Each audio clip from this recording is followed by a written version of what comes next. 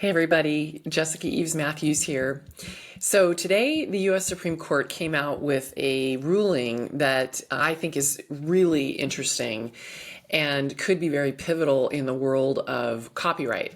So it's something I wanted to describe to you. It's a very lengthy case. I mean, Supreme Court cases usually are.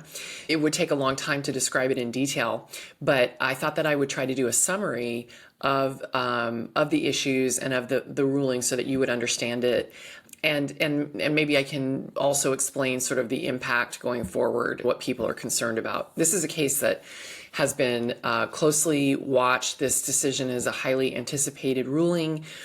And there's a lot of strong feelings today in the intellectual property world, potentially also in the art world, relating to, the impact of this decision by the U.S. Supreme Court.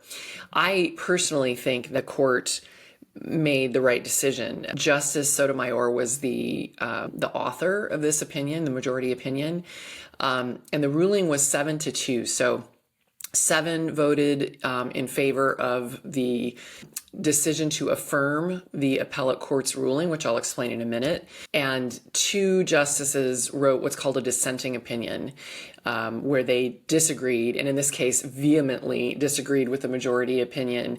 And actually, I don't know if you're in the habit of reading Supreme Court opinions. They're quite lengthy, but this one is actually pretty entertaining because the majority opinion is written by Justice Sotomayor. The dissenting opinion was written, which is also the minority opinion always, but the dissenting opinion was written by Justice Kagan. And it's very interesting because Sotomayor and Kagan are usually on the same side of issues. So I find it extremely interesting. They are diametrically opposed to each other with this ruling, and quite personal in some of the commentary that they make about each other. It's about as personal as I've seen a Supreme Court opinion get. It certainly happened before, but this one, it's very interesting. They both feel very passionately about this issue. I would say that Justice Kagan maybe is a little bit more unhappy, and she really expressed her frustration. I'm not sure I agree with the approach she took in her opinion. I'm not sure how, I feel like they need to keep sort of a certain level of decorum with the U.S. Supreme Court, and I'm not sure she did that. She was clearly very upset, but she really insulted the intelligence of Justice Sotomayor and the other justices many times in her dissenting opinion. And Justice Sotomayor, the justices have an opportunity to respond to each other. And so they both got to see each other's opinions and then were able to respond to them before the opinion was published. So Justice Sotomayor responds to many of the digs made by Justice Kagan, and she does so for the most part in her footnotes. There are some comments in the main body of the majority opinion. But anyways, I think, if you were ever to read a Supreme Court opinion, this may be the one to read. It's actually pretty entertaining. I think your eyes might gloss over a little bit on sort of the nuances of the legal arguments, but maybe I can give you enough context that it will make sense to you as you read it. So I really encourage you to read it. I think learning to read Supreme Court opinions is smart anyways. I don't think you should ever rely on somebody else's interpretation of what the Supreme Court is doing, especially today when we are so polarized, and the pundits these days tend to really want to spin pretty much everything to sort of confirm and support their position on things. And so most of the time you're not getting an objective discussion of what happened. I'm going to do my best to give you an objective one. I'm telling you right now, I agree with the ruling, but it's on legal grounds. I think that the analysis is correct. And I'm certainly not going to engage in personal digs against any of the justices or anyone involved in the case. I'm going to try to stay as lawyerly and objective as I can, but I'm also going to try to explain this in terms that, that you'll understand. I'm going to try to avoid a lot of legal jargon. So basically, the issue with this case is that there was a photographer named Lynn Goldsmith, I mean, she's still alive, who took some pictures very early in Prince's career of Prince. One in particular is quite well known. Actually, I've seen several of them, but I am going to publish the photos when I post this so that you will be able to see them on my blog. So if you want to see the pictures, click on the link to my website and you can see the pictures in the blog. But and Lynn Goldsmith has photographed a lot of very famous people, particularly rock musicians. That's really kind of the space that she became well known in, did a lot of photographs for Rolling Stone magazine and other publications. She does a lot of licensing of her photographs to magazines and other publications. That's, I think, a big part of how she makes her money. So that's how this started, is that Lynn Goldsmith took pictures of Prince early in his career. So sometime later, Vanity Fair approached Goldsmith about using one of her photographs of Prince as sort of the source material for an illustration about him for an article that they were doing about Prince. And so she agreed to do that, and she granted them a license for one issue of Vanity Fair, one use of her photograph, on the condition that she be given, credit for being the photographer. And then they also paid her $400, which is such a pittance. It's crazy to me, but this was a while ago. I think this might have been before she was known. So the license agreement, we'll get into some of the legal here. The license agreement was basically giving Vanity Fair permission to use her photo in this piece. And I think she knew that it was going to be the basis for a type of artistic illustration of Prince for this article. Now, I don't think she knew who was going to be doing the illustration. I don't think they gave her any more details than that. But it turned out to be Andy Warhol that did the illustration of Prince based on Goldsmith's photograph of Prince. And at this point, the photograph was it was earlier in Prince's career. And so Warhol did what is now a pretty well-known illustration of Prince based on the photograph, where he basically took the photograph, did not alter it in any way except to overlay some color and do some tracing around sort of the outline of the photograph, and certainly gave it the signature Andy Warhol look and feel. But that was it. Like, the Goldsmith's photograph was absolutely there. You can see it. And they used that in the issue of Vanity Fair. Now, it's important to understand that Andy Warhol did not have a license beyond what had been given to Vanity Fair to use this photograph. But that did not stop him. He went ahead and used the image anyway, and ultimately created something like 15 additional pieces based on that same photograph. I will post an image that shows the collection as well in my blog post, so make sure that you click over to my website so that you can see that. So ultimately, and at the time, Goldsmith did not know that he had done this and never saw these, didn't know they existed. 2016 is where our case begins. So in 2016, that was the year that Prince passed away, actually. And so Condé Nast, the publisher of many magazines, wanted to do a tribute to Prince's life and career. And at this point, Andy Warhol had passed, and all of his copyrighted material was now owned by the Andy Warhol Foundation, which I'm going to refer to as AWF, just for expediency's sake. And they at least claim that they own the copyrights in all of Andy Warhol's work. In 2016, the foundation, AWF, was approached by Condé Nast, and they wanted to get a license to use one particular piece from this 15-piece collection that Warhol had created of Prince. And this particular piece was called the Orange Prince. And I will post a picture of that also on my blog so you can see it. The AWF agreed to the license, and it was for $10,000, and it was published. but no credit was given to Goldsmith as the, photographer of the underlying image. And Goldsmith wasn't even aware that this happened. However, when the magazine came out, she saw it and realized that this had happened.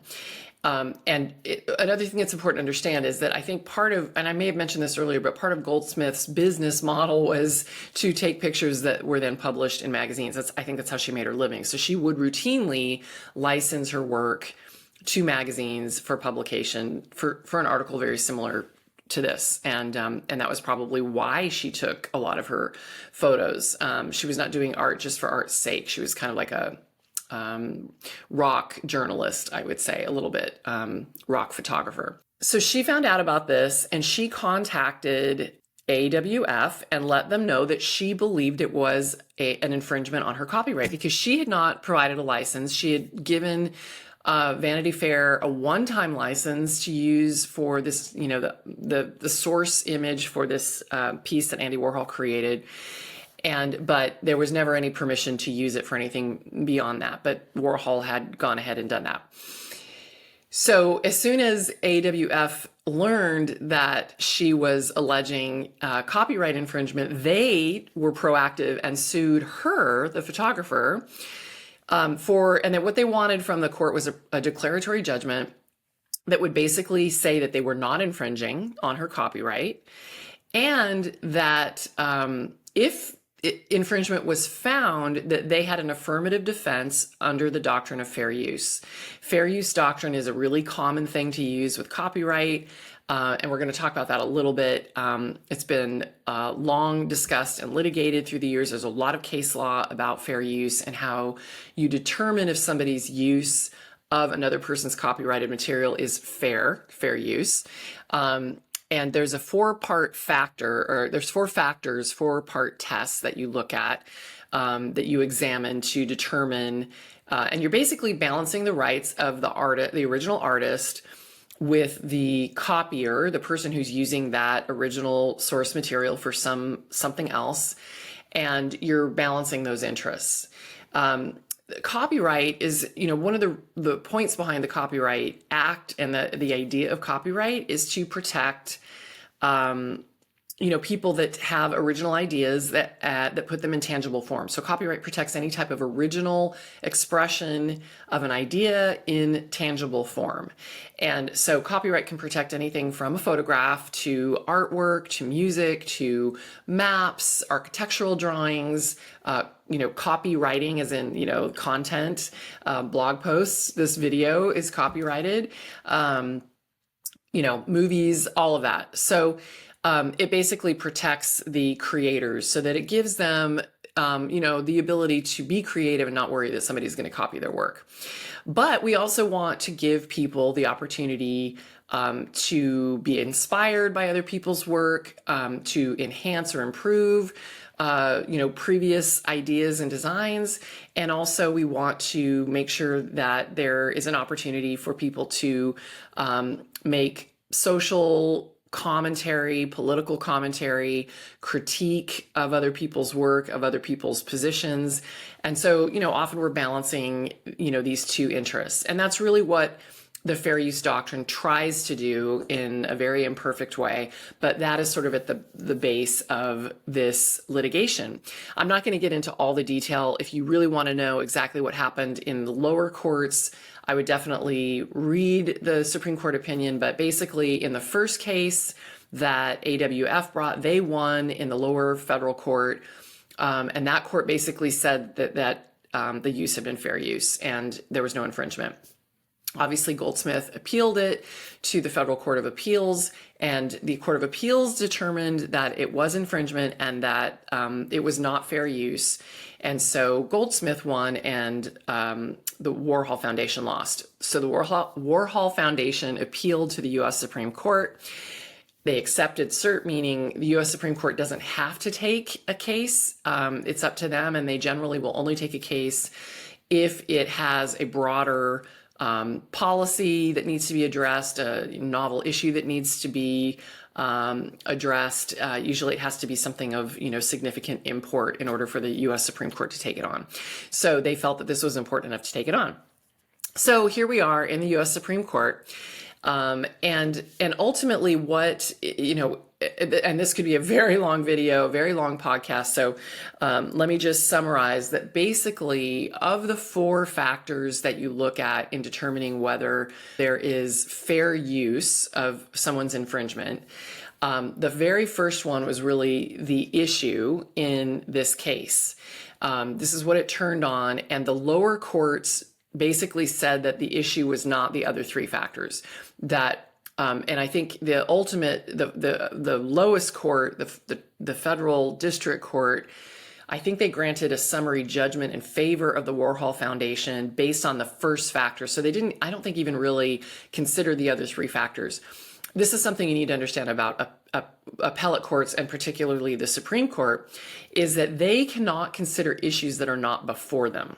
So basically, they have to take the record as it is, what was litigated in the lower courts, and they can only consider the issues that are ripe for review.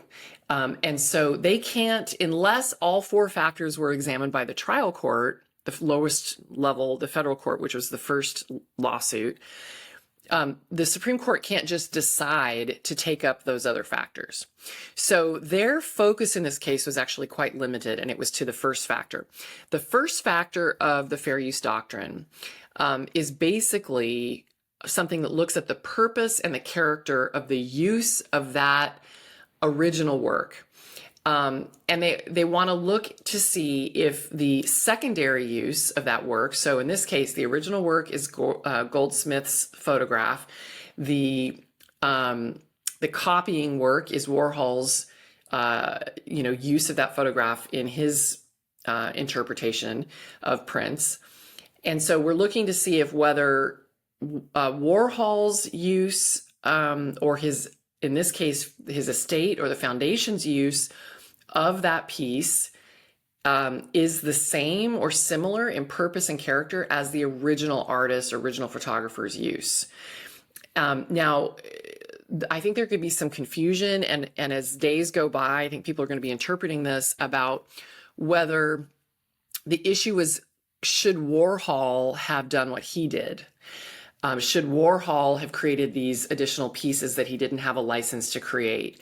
That was not at issue in this case, and that is not what the Supreme Court decided. Now, I will say that Justice Kagan, in her dissenting opinion, tried to argue that that was sort of the result of this ruling, that it would have a chilling effect on artists if they felt like their work wouldn't fall under the fair use doctrine. If they felt like they were at risk of infringement lawsuits, it would actually have a chilling effect on the creative process in our country for artists.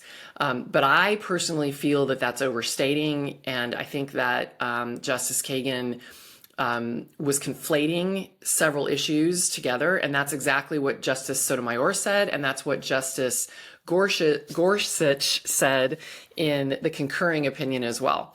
So the issue really is when the estate or the foundation licensed the use of this Warhol painting, the photograph of it, the image of it, to Condé Nast for this Prince tribute, was that use of that Prince piece by Warhol a violation of Goldsmith's original copyright?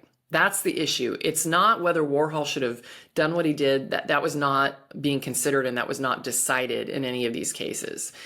And the Supreme Court held that because Goldsmith's original purpose, the purpose and character of the use of her photographs was to publish in magazines that maybe it's a tribute of the celebrity, a tribute of the rock star. That is what she did.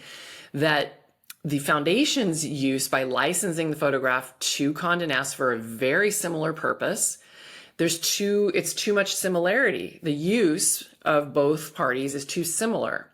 And the reason this is an issue is because when an artist creates a piece, the original artist, they have exclusive to themselves a right to create derivative works and to make a commercial use of those derivative works.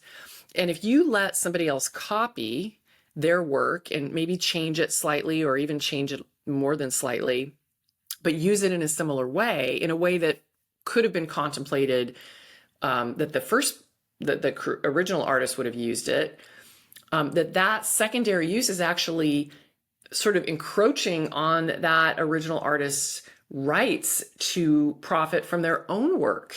And it's sort of like, hey, you took one of the examples that Sotomayor gives is, say you wrote a book. Well, it's conceivable that you would want the film rights and the rights to write a play based on that book. So somebody else can't just come in and say, hey, I'm using this for a film, and you wrote a book that's different than a film. It's not the same purpose or character of use. And so I don't even have to pay you for copyright. I can just take your book and I can make a movie out of it, and there's nothing you can do about it because that's fair use. So that's what Sotomayor and the majority opinion are trying to prevent. That yes, you can take somebody's book and make a movie out of it, but you've got to pay them for a licensing fee. You've got to get a contract and pay a licensing fee. That's the entire basis of this opinion, is that Warhol's foundation should have gone to Goldsmith and gotten a license from her and compensated her for the use of this image in this Prince tribute. They should have shared some of the proceeds of what they were getting from Condé Nast for the use of this photograph. That's really the heart of this. That is at the heart of this opinion. And Sotomayor and the majority all felt that it was very limited to that inquiry.